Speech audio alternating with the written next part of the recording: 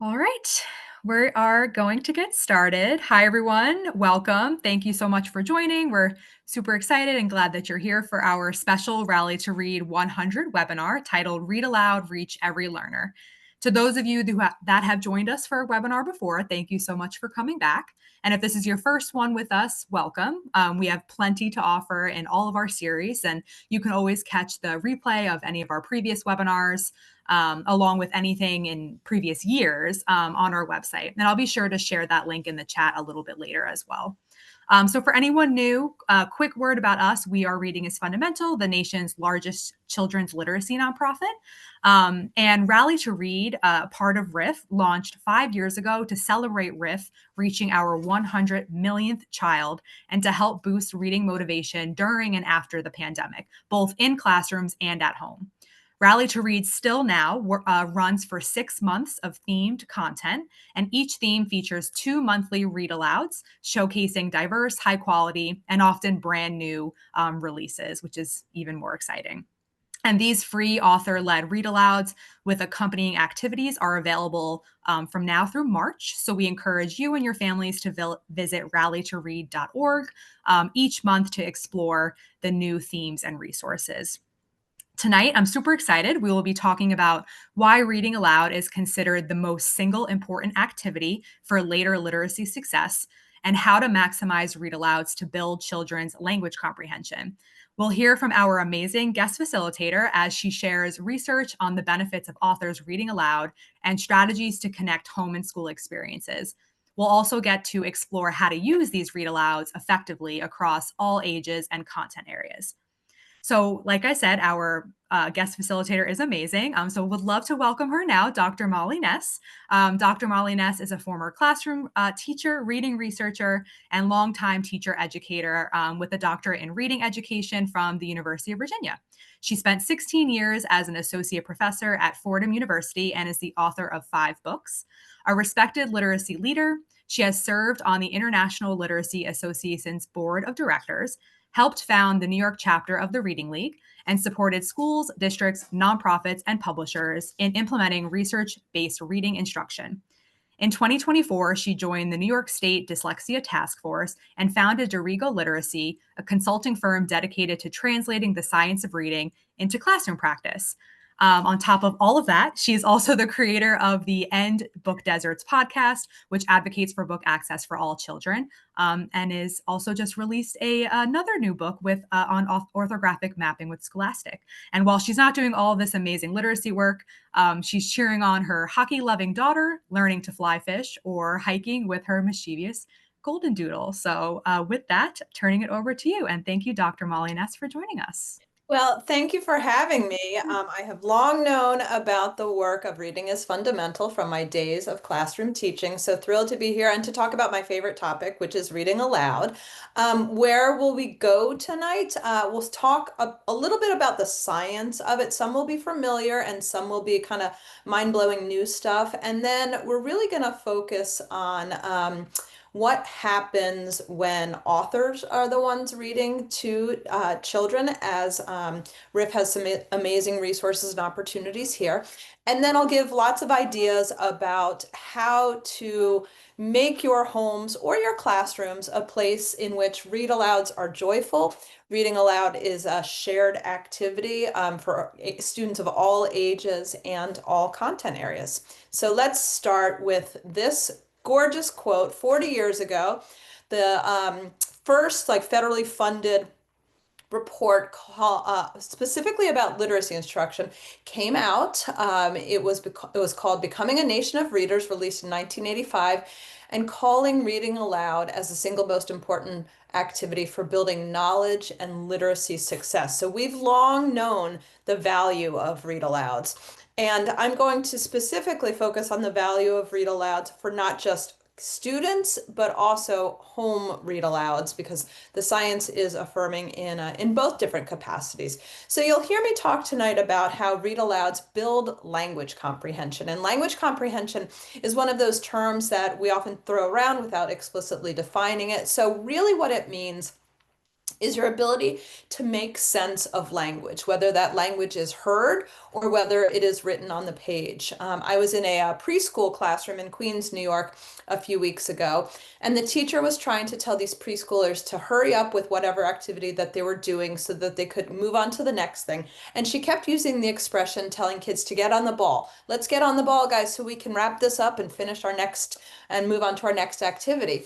And a 4-year-old turned to me and said, "What ball is she talking about? I don't see a ball." That's language comprehension because this student didn't understand the implied or inferred message behind the discourse that was being spoken. So, language comprehension is the unconstrained skills at the top part of Hollis Scarborough's reading rope. That when I say unconstrained, I mean it's limitless. And because it's limitless and doesn't have a clear scope and sequence, it can often be sort of overwhelming to teach. There's so many vocabulary words. How do I start? How do I know when I can end? What comes next? And so, those language comprehension skills, as we have conversations about reading instruction, have to be an explicit focus, not just those sort of clearly mapped out scope and sequence components of word recognition or lifting words off the page. So when I talk about read-alouds, we sort of all know what it is, but there's a couple of things that I want to focus on in this definition. First, I'm talking about a read-aloud in using it interchangeably as interactive read-aloud. Because the key component here is that conversation and that engagement. It's the serve and volley of language. And it's all around high quality text. And I want to just point out that I am not specifically saying high quality picture books, high quality children's literature, because text can be so broad and for so many different grade levels. What I love about Reading is Fundamental, their online resources, is they have read alouds for nonfiction text as well as classic picture books, moving all the way up into older reader support services. So again, it's high quality text, which is inclusive of so many different components. The good news is read alouds are one of our favorite things for kids to listen to. Many of our students, this is the thing that they remember most about their second grade teacher or their fifth grade teacher, that beloved read aloud, that experience, sharing, conversation, and engagement around a text. So let's dive a little bit into the science of read alouds. As I cite some of this research, please don't hesitate to reach out if you're interested in reading the articles themselves. I'm going to start first by sort of skimming quickly over the research, which is likely familiar to you in your parent gut or in your teacher gut. Even if you don't know the citations or the research itself, you've likely seen this effect when you read aloud to students and children. We know that read alouds are more likely to lead to students reading themselves. You are more likely to identify or have self-efficacy in your reading ability if you are read to. I saw this as a classroom teacher. I would read a chapter book by Andrew Clements, and my students would gravitate towards the rest of the Andrew Clements books that were in the classroom library.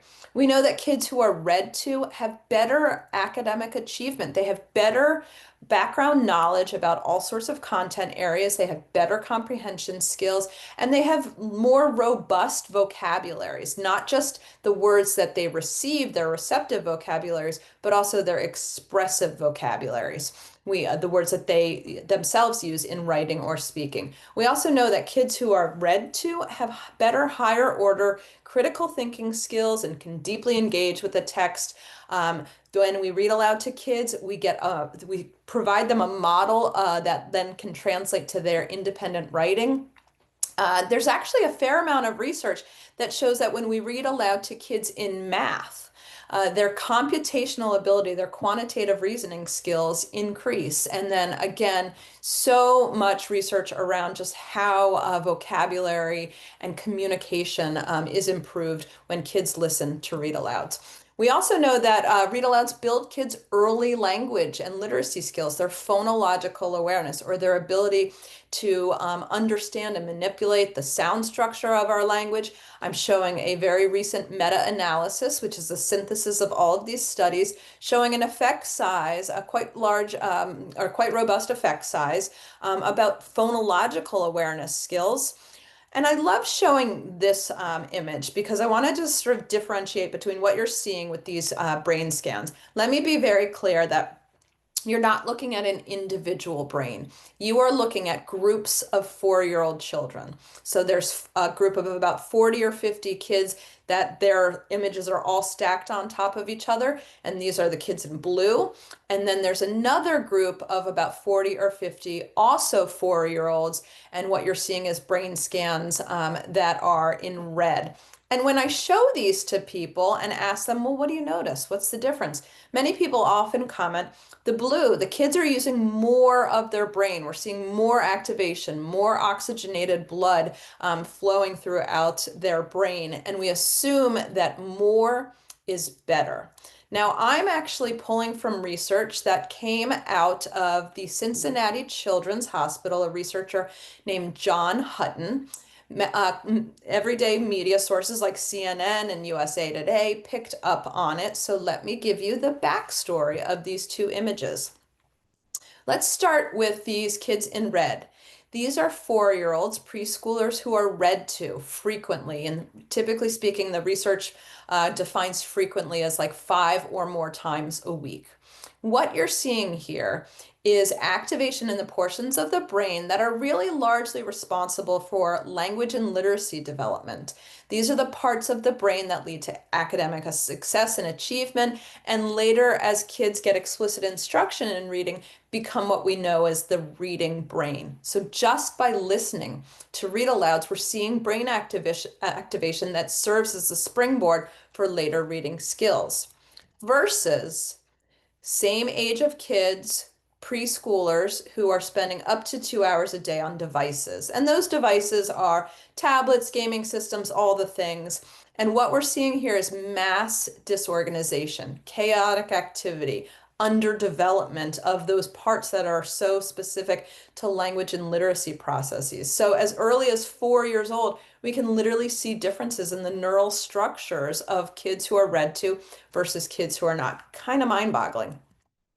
We know that read-alouds are a huge source of vocabulary. I love this notion that picture books are a lexical reservoir because of the richness of vocabulary that they provide.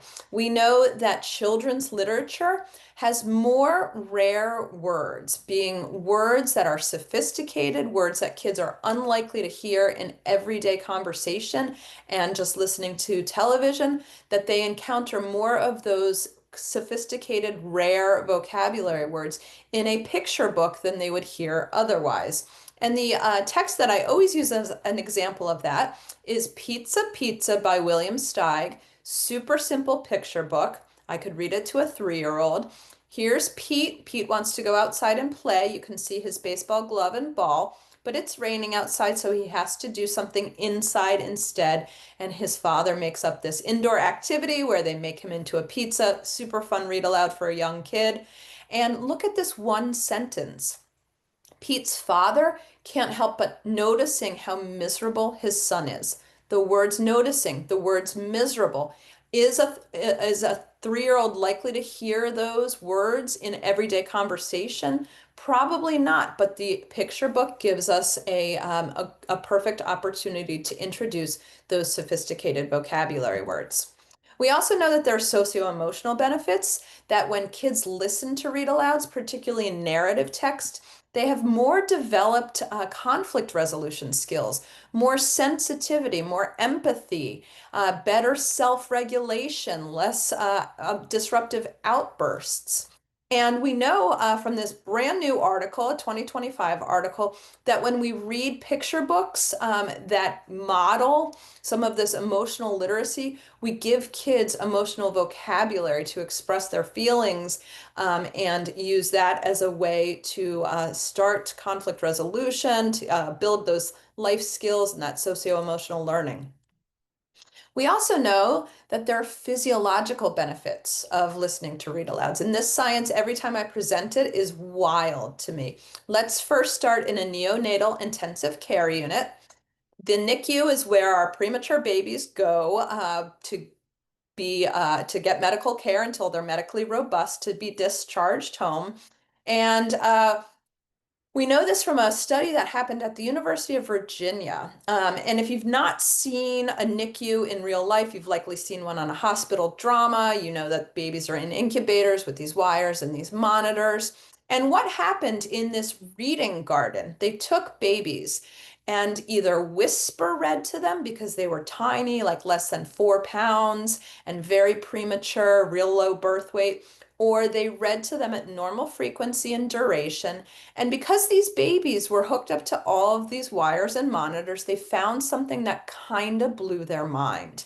They found that babies had their heart rates decreased while their oxygen rates increased, not just during the read aloud, but up to 30 minutes to 60 minutes after the read aloud. So, in other words, just from listening to a read aloud, these babies reached medical homeostasis. And I want to show a super quick video of this. A good friend of mine is a grandmother of a baby who was in the NICU, and she knew this science, and she would go in and she would do a read aloud to the baby in the NICU, or she would use something called a Tony box, which is basically a modern day version of a Fisher Price record player where you can have a baby or a child in its crib listen to some sort of read aloud.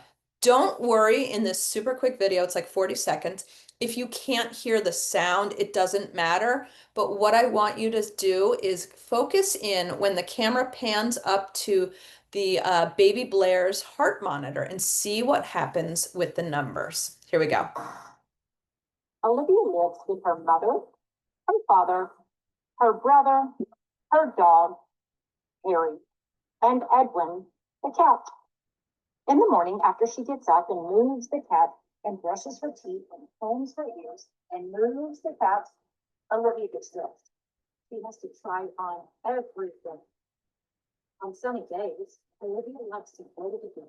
Wild, right? You can see the heart rate going down, down, down to the point where this hospital, the doctors started noticing this and would ask my friend, this literacy advocate and colleague, why was she reading aloud? This baby's too young to understand what's going on. And she showed them the science. And in this NICU in Texas, this is now the standard of care. And what you saw was a Tony box. I just screenshot this at when I was down at Target or Kohl's. You can see them. Great gifts. We're coming up on holiday season. If you have a baby shower to go to, this is a great way to bring literacy into your life because of the importance of those physiological benefits. We also know that children who are older, these are school-age children now that I'm going to be talking about, who are hospitalized for longer durations of time. These are kids who are have things like childhood cancer or what have you. This amazing study focused on what happened to these hospitalized children. Let me explain the data that you'll see. So I'm showing you two different sets of data. We've got a group in blue. These were kids who listened to stories. The group in red, these were kids who did not have story time. Instead, what they had was they did games and riddles and puzzles. This first row across, what I'm showing you is oxytocin. Oxytocin is your feel-good chemical. The stuff that when you get that warm, fuzzy feeling because you're snuggling with your dog on the couch after drinking, a pumpkin latte and you feel that warm, fuzzy, that's your oxytocin. Look how sharply it increases for the blue kids, the storytelling kids. The next row across is cortisol. Cortisol is your stress hormone, your kind of fight or flight, what kicks in to give you the energy burst to outchase, to outrun the tiger that's chasing you. Look at how sharply the cortisol, the stress hormone, decreased for the kids in blue, the storytelling group. And then the final row across is the pain scale. If you've been to a hospital or a doctor's office, you've seen this. This is the series of smiley faces that goes from green to red, and the doctor asks you, how is your pain? And you point to the picture that's grimacing. This is completed by kids themselves, these hospitalized children, evaluated their levels of pain before the read aloud and then after the read aloud, and look again how sharply it decreased for the kids in blue.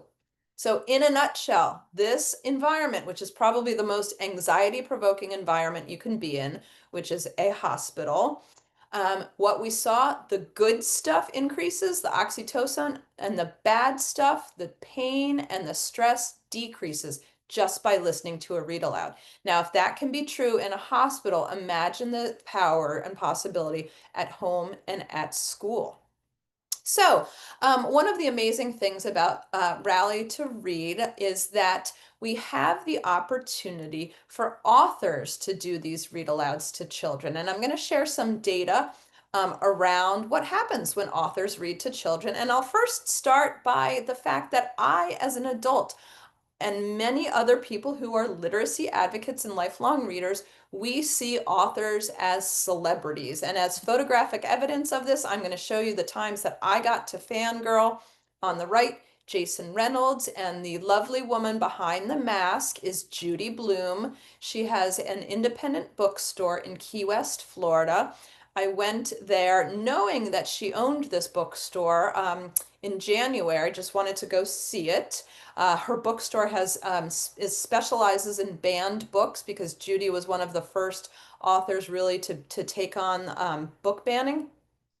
I did not expect on a Saturday afternoon that she would be there literally stacking the shelves herself. And so I, of course, when I met these authors, what did I do as a reader? I went back and reread all of the books that they had written because I had this now personal experience, a personal connection to an author. And that's what happens with kids as well. And as evidence of this, I want to share some data that comes from this zany, creative, just fun-loving family. What you are looking at is you are looking at author, illustrator, husband and wife team, Robbie Bear and Matthew Swanson, who got the crazy idea to take a bus, not a full-size school bus, one of the shorter school buses, pack their 4 children and 2 dogs into this bus and spend an entire school year driving across the country visiting Title I schools. They chose Title I schools that don't typically have the funding to bring in authors and illustrators to have conversations with kids about literacy, as well as to give out books to these Title I schools. Yes, they visited Hawaii. They didn't take the bus to Hawaii, they flew there. And yes, they visited Alaska. So, in conjunction with this busload of books thing, which took place from 2022 to 2023, they had these assemblies, they did these book giveaways, and they also collected data about what happens when authors and illustrators visit kids and talk to them about the importance of reading and literacy. We sort of instinctually know that good things happen, but we didn't really have a ton of data actually showing this. And you can look into Matthew and Robbie and find out their amazing children's books. They're super fun. They have a ton of them, as well as this crazy busload of book tours. Again, 4 children. Their children, I believe, at the time were 10th grade all the way to 3rd grade. They had this pop-up kind of tent at the top of the bus where the kids slept, and they literally were in campgrounds for the entire, and driveways of very gracious readers for this entire year. And so what did the data show? And this is not yet published, but it is going to be published. So please follow up if you want any of it. So they asked students about their motivation and how they were using their free time and whether literacy was a part of it before they did this author visit and these school assemblies and these book giveaways, and then after reading. And what they found, not surprisingly, is that students were more motivated to engage in reading and writing activities based on author visits, based on these book giveaways, based on the excitement around these assemblies. But most importantly, the students who typically had attitudes about reading that were more positive, they had an extra dose of those good sorts of things. And they found this with both reading and writing, that students who were a part of these visits, who got the chance to interact with these authors, had higher levels of independent reading, more positive associations with writing and reading just from the author interaction. And so they were able to take some of what we instinctually know, which is that good things happen when kids interact with authors, and really quantify that into some data. And that's one of the reasons why I'm so excited about Rally to Read. You can have, as you go to the website, you'll find things like the author, Drew Daywalt, reading the actual book that he authored, The Day the Crayons Made Friends. And there are also a ton of activities in the Rally to Read website that come along with the book. So this is one of those, had this been a thing when I was a parent and needed, 10 minutes to change the laundry or take a shower, I would have my daughter at home watch the read aloud. Maybe I'd join in, and then we would watch it again and do some of these interactive activities that are planned both for school applications as well as home applications. So let's talk then about ways to build reading motivation at home. It is a question that I am asked time and time again, is how do you get your child to read books?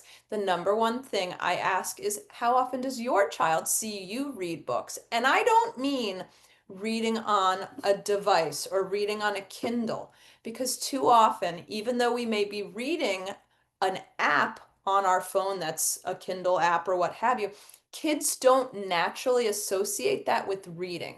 So I ask parents and caregivers, how often does your child see you reading in hard copy, a magazine, a newspaper, a cookbook, a beach read, a mystery, whatever you're doing, because that's really the best way to get your child to read books. We know the old adage, kids do as they see and not just as they hear.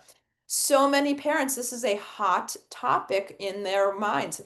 Scholastic does this lovely survey every year that's representative of families all across the country.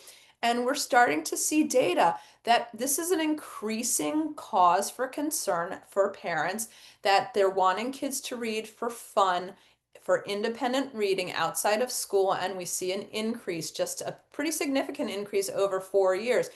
And we know the reasons. Kids are busy, they're overscheduled, they're rushing off to sports practice or play practice or whatever their activity is, social media, phones, all of those things. But we know the value of when kids read just even 20 minutes, how much of a bang for your literacy buck kids are getting. So what does that look like? What do I do in my house? I'm going to show you some of the pictures that are just, I literally snapshotted with my phone, because these are ways that I build reading in my home and community. The first one is, in my family room, we literally have a log. It's a piece of poster board that tracks what we've read on a yearly basis. And at the end of the year, New Year's Day or New Year's Eve, we look at it, we talk about it, we set reading goals for next year. And you can see that my daughter, back in 2021, she had a real sense of pride of logging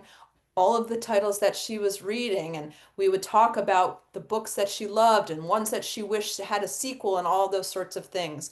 The other photos show the value of finding a cozy spot. Now, maybe it is a good old-fashioned tent or a dog bed that you have in a that you put under the dining room table with a blanket and make a fort. I came home one day and my child was literally reading in the laundry basket. I opened the basket to put my work clothes in, and out popped my child reading whatever she was reading. And if that's what it takes to get kids to read, that's what we're going to do.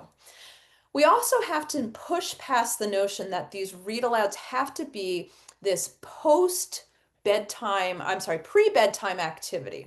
Meaning, yes, there is a value in doing a snuggly right before you're winding down for the day, but that doesn't work for every family and for every caregiver schedule. I know that when I was a professor, I was teaching until 9 o'clock at night. Did I have the energy to come home and do that read aloud? Not always. So we had to find other times. We did read alouds when my daughter was in the bathtub because she's a captive audience. We would do read alouds when we were waiting on the sidelines for hockey practice.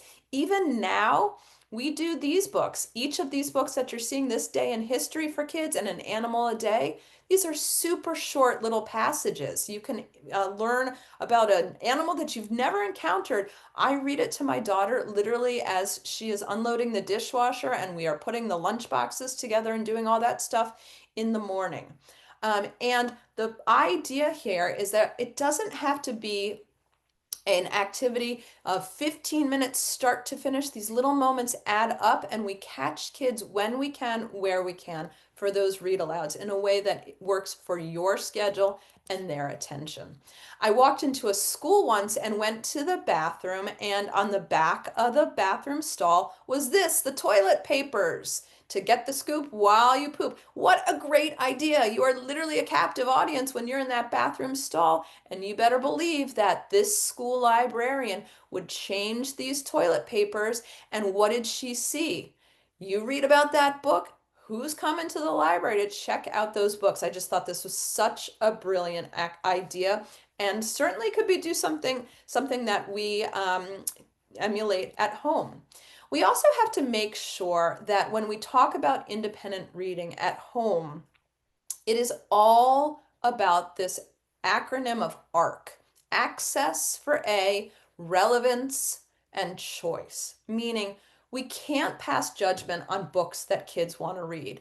When Scholastic surveys kids, the number one and two thing that they want to read about is books that are funny and books that are gross. Well, what happens when we say, oh, you can't read that book?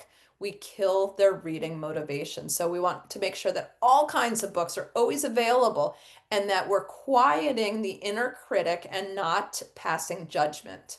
We also have to make sure that when we don't incentivize reading, let me rephrase that we incentivize reading with literacy activities, meaning when kids read, we take them to the library and get them a cup of hot chocolate, or they earn more read aloud minutes when they do well on a spelling test, or that we have gifts be literacy focused. So again, we're coming up on holiday season. Let's give kids magazine subscriptions. There's a million different kids magazines. In other words, these things, what we know from research is that when we say to kids, okay, if you do your reading, you earn a pizza party, or you earn 15 more minutes of movie time or screen time, what we're unintentionally doing is giving kids the message that reading is something that has to be rewarded. We have to help kids understand that reading is the incentive and the reward itself. And again, just other pictures of not passing judgment on the books that kids want to read. We may not want to read the gas we pass, but kids sure do. In my house, we have book clubs. So we will take a topic. I'm a huge Bruce Springsteen fan. If you've seen the movie, don't give any spoilers. We're going to see it Thursday night. But we had a book club where I was reading his memoir. My daughter was reading the Who Is series. And then what did we do? We had a big old reading celebration where we came together, we talked about things that we had learned, and there's a million different ways that you could do this with something that is coming up in your families. Have a reading book club based on a topic where you're coming up with different texts that are at different levels and still sharing across these different text genres. We know also that teenagers who read, not surprising, better impact on their mental health. You can see that kids who read are less likely to be anxious or sad or depressed. So I'm not just talking about our early childhood kiddos. I'm really also talking about our teenagers, our middle schoolers, and our high schoolers, and even our young adults. Now, here is super cool research. We know that when adults do the read alouds, we, as the caregiver, also benefit. And I'm just screenshotting a couple of articles that literally show our mood, our interpersonal relationship with who we are reading to, also improves, decreases in stress, all of those things. So mutually beneficial. Well, now in our remaining time, let's focus on, okay, you've sold me. I want to do these read alouds. How am I going to make the most of them so that my kids get as much of that language comprehension as possible? So I'm going to walk through maybe 5 or so different big takeaways. Summarized here, first, we're going to fight the decline at 9, and I'll explain what that means. Next, we're going to use our read alouds as a way to think aloud, and I'll show you what that looks like. We're going to intentionally read to kids with texts that are above their grade level. And then for our younger kiddos, we're going to talk about something called print salient or print focused read alouds. And then really intentionally including nonfiction text in our repertoire. So let's start first with the decline at 9. So the decline at 9 comes from scholastic data, which shows that when kids hit 9 years old, right at about 3rd or 4th grade, we see a significant decline, as you see in this graph, in read alouds that happen at home and read alouds that happen in school. And when you probe the data, you find out that parents and teachers assume that kids think the read aloud is too babyish, or, oh, they can read on their own. They don't need me anymore. So they naturally sort of fade out these read alouds. But what's amazing is when then you look at the other data, which is the kid facing data, all of the kids say, I wish my parent, I wish my teacher kept reading aloud to me after I was 9 years old. So this is the incentive to fight the decline at 9. I know this is something that I was conscious of when my daughter was like 3rd or 4th grade, but that's the time to start introducing more sophisticated text and chapter books that introduce conflict and themes that are big and juicy for conversation starters. So now that you're aware of the tendency to decline at 9, we can intentionally fight against it. And again, here you see the same data basically explaining why well-intentioned parents stopped those readings at home so that you can really intentionally fight against that trend. And here we go. We start to see kids didn't want it. They wished their parent would continue those read alouds. So let me then move to thinking aloud. So one of the things that we know as we talk about interactive read alouds, that the majority of language interaction during read alouds is the parent or the caregiver or the teacher asking kids questions. And when we ask kids questions, the intent is often to build their understanding of whatever we're reading. And we actually know that questioning kids doesn't really improve their comprehension, but what does improve their understanding is something called a think aloud. Think alouds are super simple to do as a parent or as a classroom teacher. What you're doing is you are modeling through first person narrative language the invisible processes that are going on in your head.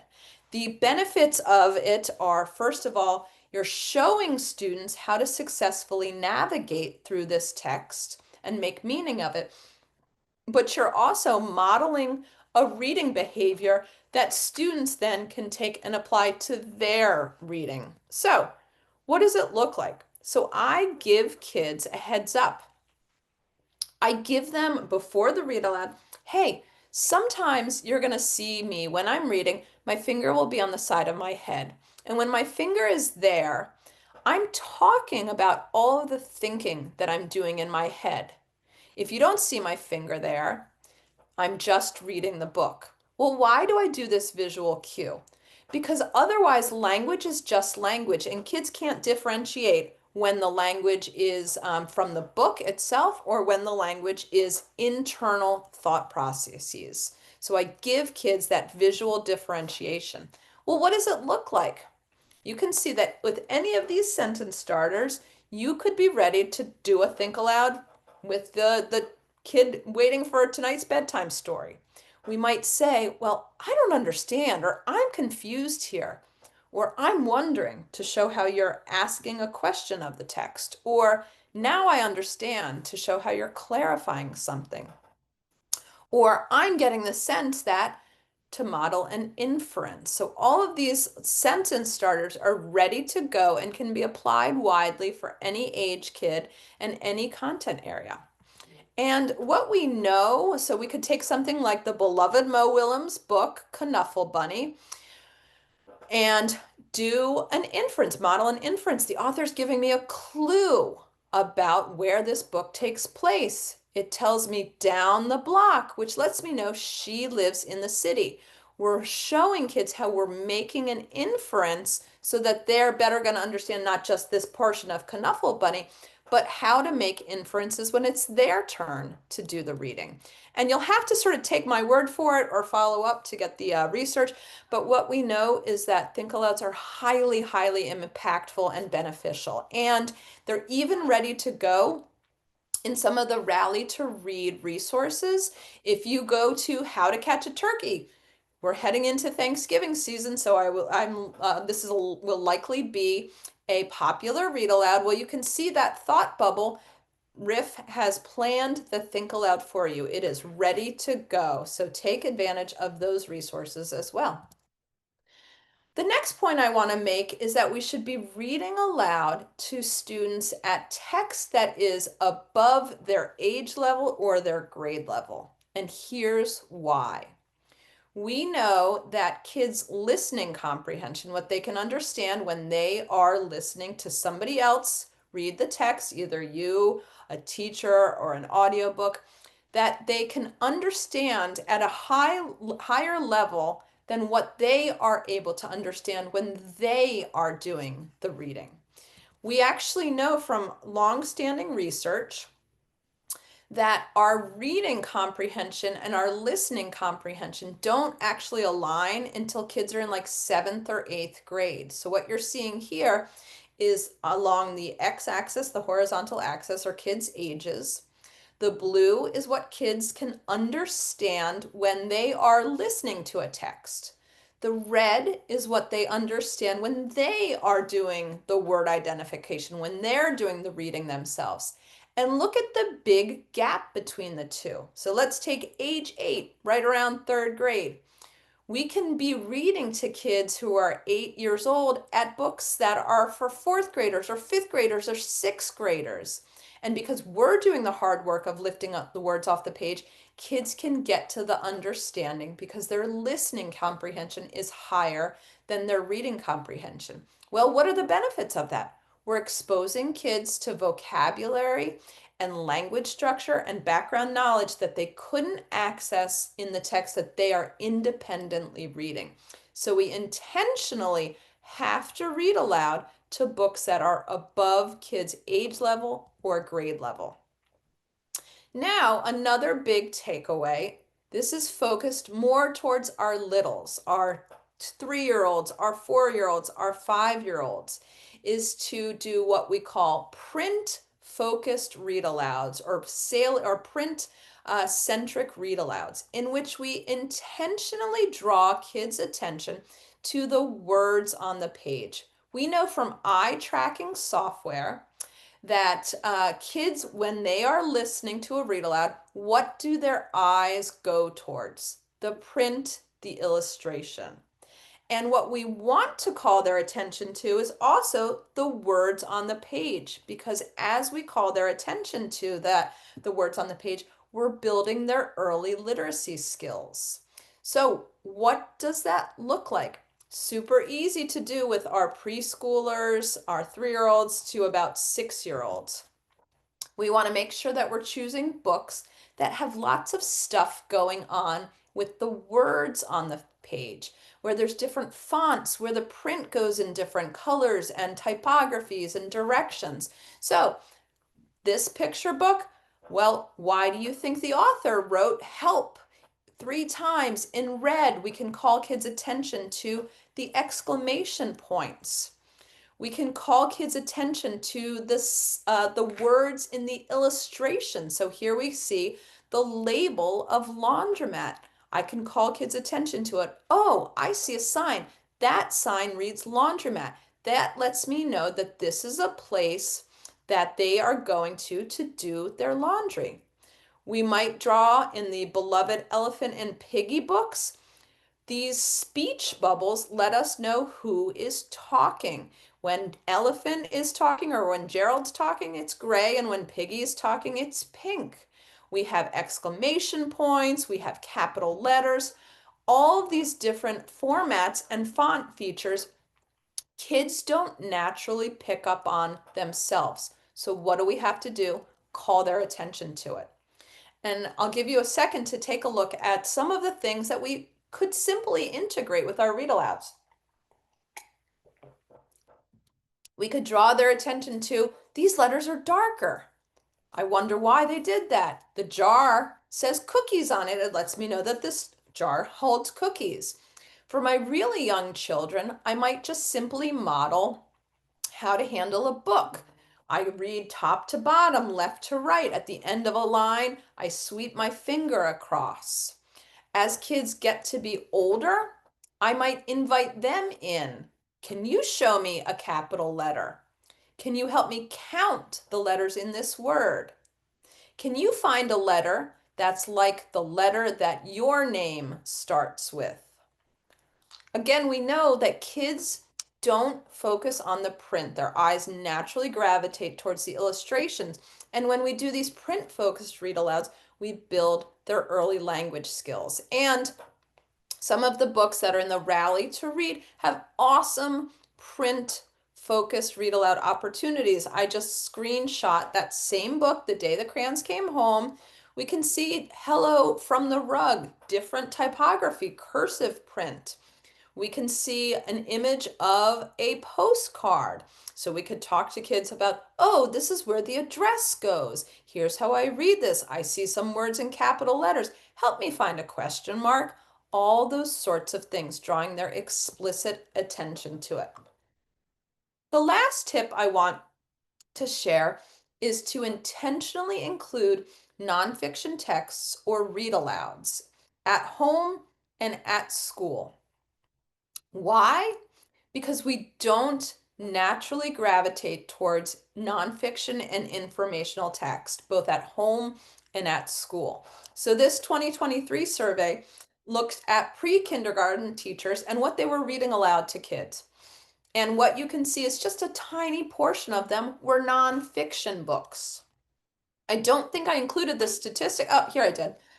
That parents don't typically read informational text or nonfiction text. It isn't always as snuggly and, the warm, fuzzy bedtime experience to read a book about the water cycle or a biography. But here's the catch. Kids in K through 5 spend about half of their day reading nonfiction and informational text. But we're setting them up for a challenge. We're not reading nonfiction text at home, and in early childhood classrooms, we're gravitating towards fiction text. Well, no wonder kids struggle with nonfiction text, which has different types of vocabulary, different types of structure. Kids are not getting enough exposure to it. And so we can improve this by intentionally including nonfiction text. So what would that look like? Well, we have to treat some of these nonfiction texts as wander round. And by that, I mean, you don't necessarily have to read that book start to finish. So what I often would do is I would take a book about zebras and I would say, I'm going to go feed the dog. Here are 3 sticky notes. Take a look at the pictures in this book and put 3 sticky notes on the pages you want to read together, because we can allow kids to help navigate and follow their curiosities as we use these nonfiction texts. Another thing that I did in my home and classroom, we had a parking lot. In my house, it was literally the inside of the broom closet. We all know that kids ask a million questions, and we don't always know what to do with those questions. Sometimes they're really great questions, sometimes you can just answer and move on. But what we would do is I would say, that's a great question. Let me put it in the parking lot. I'm going to write it on a sticky note. Then, before it was time for our weekly trip to the public library, we'd go to that parking lot and I'd read the questions that my daughter had asked that week. And I would say, all right, let's choose 2 sticky notes and find the answers to these questions at the library in nonfiction texts. So, for example, one night we were looking at the stars. I pointed out the Big Dipper and the Little Dipper, and my daughter asked me, well, where's the Medium Dipper? That's a great question. It went into our parking lot. And then later that week, when it was time for our weekly visit to the public library, or we were going through the Reading is Fundamental libraries, we could have said, how about we try to find a book that answers this question? Super easy to have in terms of home and school, and then also shows kids that their questions are valuable, and that question asking and being curious and inquisitive is a thing that we want to encourage. And what's great about the Literacy Central feature in Reading is Fundamental is that there are so many nonfiction and informational texts that are on there, and those resources are ready for you to use. So, I hope that you are visiting the Literacy Central Hub, because there are just so many resources to take advantage of, both in the variety of books, the intentionality of the resources that are planning for classroom read-alouds as well as home read-alouds, and then those Rally to Read videos that are going to be shared from now, I believe, until March. And I know that when we create these classrooms and homes that reading aloud is a part of the fabric of your conversation, we create environments like this. This is the bumper sticker that if you were to see me driving in town, this is my bumper sticker. And then one night I came home from work. My daughter was 6 years old. She had posted this picture on her, she had posted this sign on her bedroom door: if you come in when I am reading, get out. And I know that we as adults, we've all had days where we just want to take a book, crawl under the covers, and have the world and every other disturbance get out, because this shows how invested kids are. When we read aloud to them, we help transform them into readers that want nothing more than to be left alone with a good book. So thank you for the work that you are doing in classrooms and communities and homes where you're creating those environments. I will share out my contact information for you to continue to reach out with questions or requests for resources. Happy to share any of that data and those research articles with you. And I will hand it back to Carly. Oh, thank you so much, Molly. This was amazing. I know folks were really enjoying it. I even saw a question come in last minute. So we do have a couple minutes if you don't mind. So the question says, what does research and evidence tell us about reading once without a think aloud and engaging students in the think aloud on the second read? So it best during first read, or is there an opinion on this? Yeah, so It's it's a a really great good question. question. It's a great Mhm. question. We actually, I have never seen peer-reviewed articles that compare the two, meaning one control group and one treatment group. I've never seen that, so all we can say is sort of instinctually based. And there's some thought about that. I know a beloved children's author that I often see at conferences believes that the first read aloud should just be a straight read aloud. We don't teach into it. We don't stop for thinking aloud. We just do the read aloud. I also, and I sort of, when I think about it, and he sort of refers to it as like it should just be a gift. It should just be an Mhm. uninterrupted gift. And I sort of think about it, well, we're just giving them a gift and not helping them unwrap it.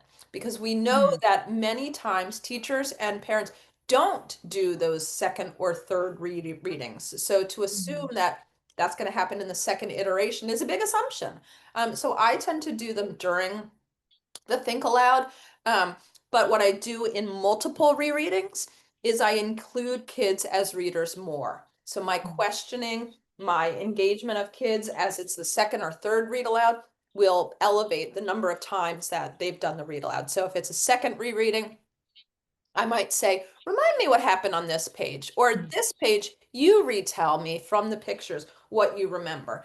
And then we can increase that so that we're transferring some of that conversation and responsibility to kids as in those multiple rereadings, which research supports multiple rereadings for many different reasons.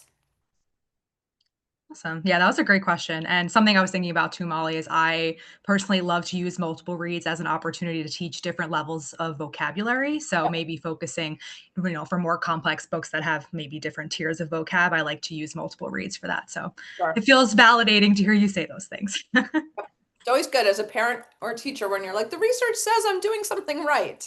Yes, no, 100%. Erin and I talk about that all the time. Well, thank you all so much for joining. I know this is it might be super late for you where you're calling in, so I really really appreciate your time, and thank you so much for, just like Dr. Ness said, for everything you're doing for your students and your community. And feel free to reach out to us if you need anything. You'll receive a follow-up email with the link to the recording, as well as a PDF certificate, and then some links to ensure that you have everything you need after this. So. Thank you so much, and thanks again, Molly. It was great to see you, and I'm sure we'll chat soon. Sounds good. Thank you. Thanks, everyone. Good night.